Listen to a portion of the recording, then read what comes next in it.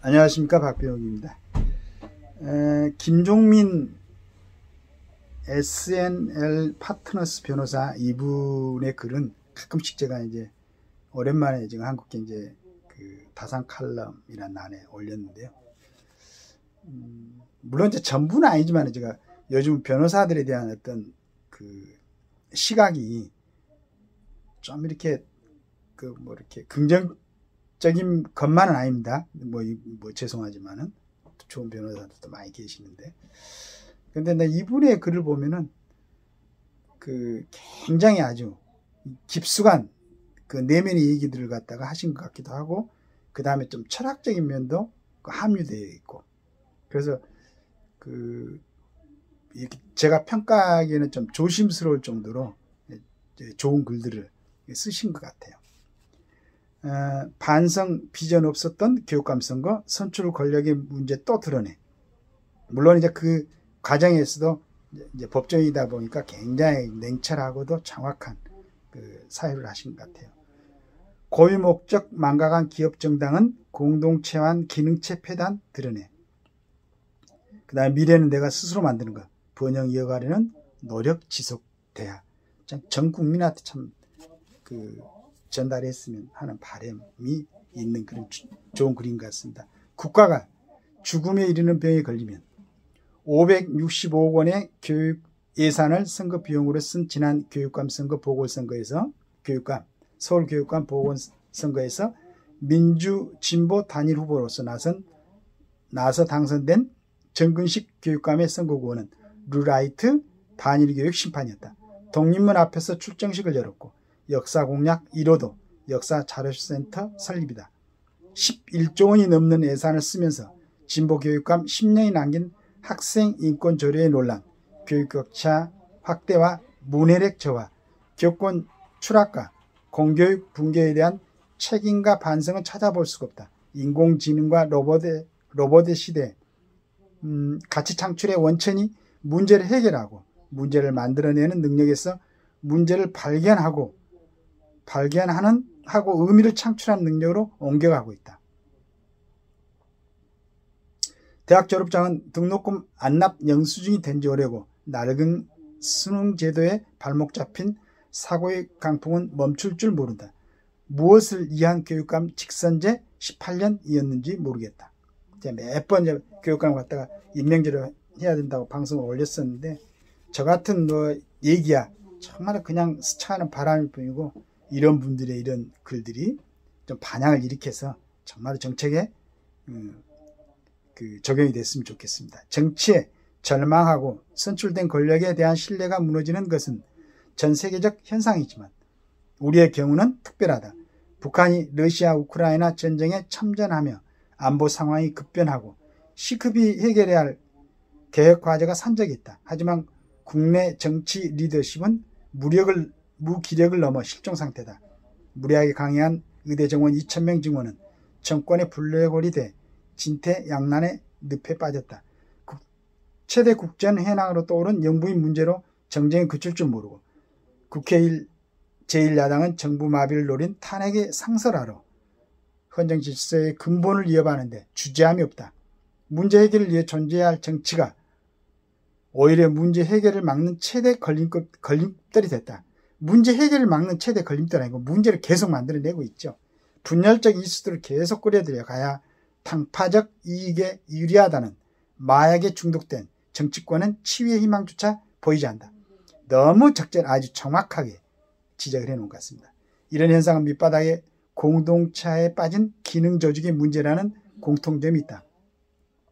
가족이나 취미 모임 같은 공동체와 달리 국가기관이나 기업 정당 같은 기능체는 만들어진 고유의 목적이 존재한다. 기능체의 공동체화가 심화되면 조직의 본래 목적을 망각하고 권력과 조직을 사유화하는 폐단이 발생한다. 공공연히 정부의 내부 운익이 벌어지고 불리하게 작용할 자신들의 문제를 결코 외부에 노출하지 않는다. 정당한 내부 경쟁과 인사의 능력주의는 부정되고 신상필벌은 작동하지 않는다. 가장 위험한 것은 조직의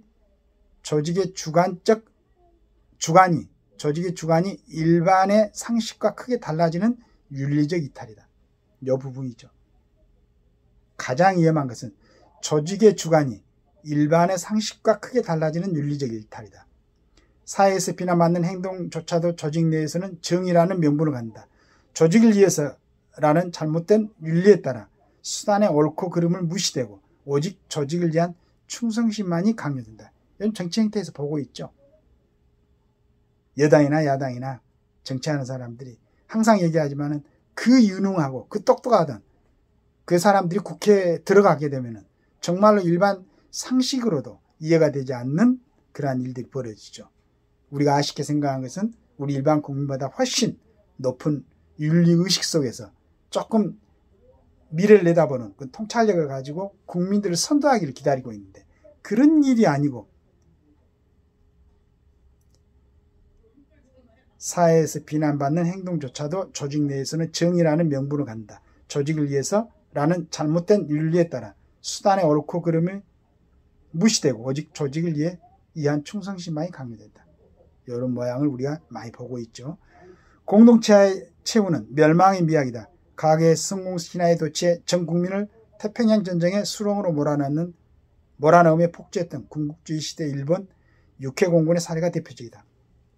다모클레스의 칼과 권력과 성공에 따르는 부작용을 상징한다. 이 염은 다모클레스의 칼처럼 고요하면서도 냉혹하게 다가온다.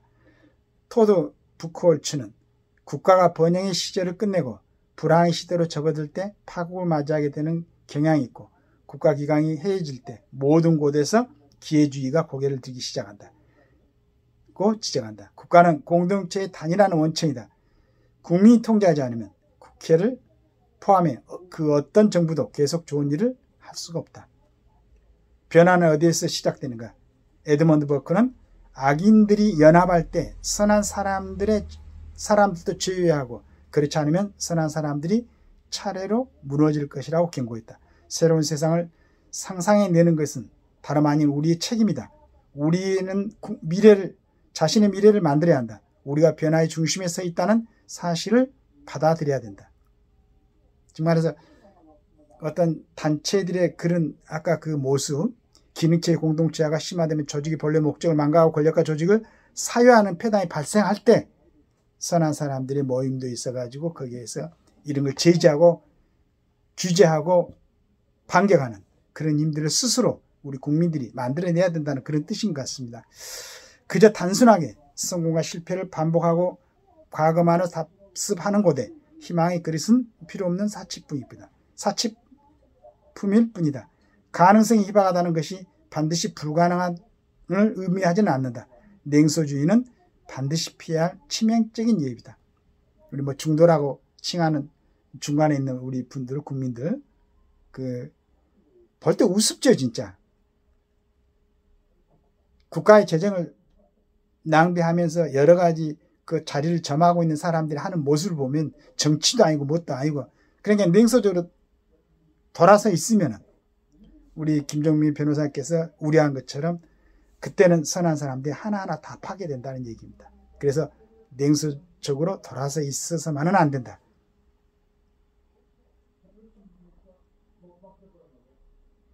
어떤 사람, 조지 버나드 쇼의 말을 기억하자. 어떤 사람들은 있는 그대로의 것을 보고 말한다. 왜 그럴까라고. 그러나 나는 절대로 존재하지 않았던 것을 꿈꾸며 말한다. 오해 안 돼. 좋은 쪽으로 우리 대한민국도 다시 여러 가지 헝클어진 모습이 있지만은 재정비되고 다시 일어설 수 있다. 여기서 제가 제일 처음에 방송에 올렸던 우리 윤석열 대통령의 각오입니다. 이 각오가 개인에 한정되는 각오만이 아닌 것을 기대합니다. 한동훈 대표가 김여사 특검법 다음 포기는 위험 이렇게 얘기하니까 윤 대통령이 의원들 생각 바뀌면 어쩔 수 없어. 이게 단순히 김건희 여사의 특검법만 한정되는 게 아니고 정치하는 모든 사람들이 혹시라도 그 사람들의 모습이 국가의 이익을 해하고 국민의 안전을 해야 하는 일이 있다면은 본인에게 어떤 도전이 오더라도 그걸 감내를 하고 본인은 법과 원칙에 따라서 또 국가를 위해서 국민을 위해서 하겠다. 자신을 걸고 이런 각오로 저는 받아들이고 싶습니다. 여기에 우리 국민들도 절대로 존재 않았던 꿈을 꿈꾸며 말한다. 존재 않았던 것은 왜 안 돼? 라고 버나드소가 이렇게 얘기했다는데, 우리나라에 지금 정말로 아까 현대도 얘기했지만 자랑스러운 일들이 많이 벌어지죠. 여기서 조금만 우리가 좋은 쪽으로 생각을 규합해서 나아간다면은 우리 대한민국뿐만 아니고 북쪽에 있는 우리 2,500만 북한 동포들 위대한 평화적인 통일을 이뤄가지고 지금보다도 훨씬 더 아주 자랑스러운 그런 대한민국으로 역사적으로 진행되고 남을 수 있지 않을까. 이 책임을 갖다가 지금 이 시대에 사는 사람들, 어떤 임종석입니까? 한 30년 후에 후대들한테 그런 좀 제 생각에는 좀 비겁한 것 같아요. 그 사람은 오랫동안 통일에 대해서 얘기를 했었죠. 책임을 져야지. 책임을 지고 우리가 우리 시대에 반드시 평화적인 통일을 이루어가지고 우리 어린 친구는 하면은 항상 얘기했듯이 좀 저기 모스크바라든가 캐나다 가가지고 좀 딸 데리고 그 어린애 또 구도 그렇게 해가지고 그 불안한 때 놓지 말고 우리 누굽니까 그 동생 너무 빼빼 말랐던데 좀 가서 잘 먹고 편하게 살고 북한에 지금 상위층을 형성하고 있는 그 권력자들도 잘 생각해 보시고 얼마나 많은 죄를 짓고 있는가. 70년 동안 이걸 갖다가 70 몇 년입니까? 74년이죠. 나눠가지고 1,000만 이상 가족들이 많은 분들이 돌아가시고 6.25 때 300만의 부상자들, 사망자들이 발생한 6.25 전란. 이제 우리 세대 때 정리를 해야지. 이런 큰 통일 독트린을 발표한 윤 대통령의 그 뜻이 본인의 그 정권 시대뿐만 아니고 그 다음 대통령도 좋은 뜻을 반드시 받아들여가지고 우리 세대 때 우리가 살아남고 살 수 있는 이 세대 때 반드시 통일을 평화적으로 이뤄내야 된다. 헌법, 대한민국 한반도 부속 도서로 이루어진다. 이 헌법에 절대 훼손되지 않도록 그 어린애 같은 소리들을 하고 있는 정치인들 몇 명 있었는데 그렇습니다. 지금이라도 빨리 좀 다시 한번 마음을 가다듬고 국가 국민을 그리고 통일 조국을 위해서 열심히 일하는 멋있는 정치인들로 재탄생하시기를 기대합니다. 감사합니다.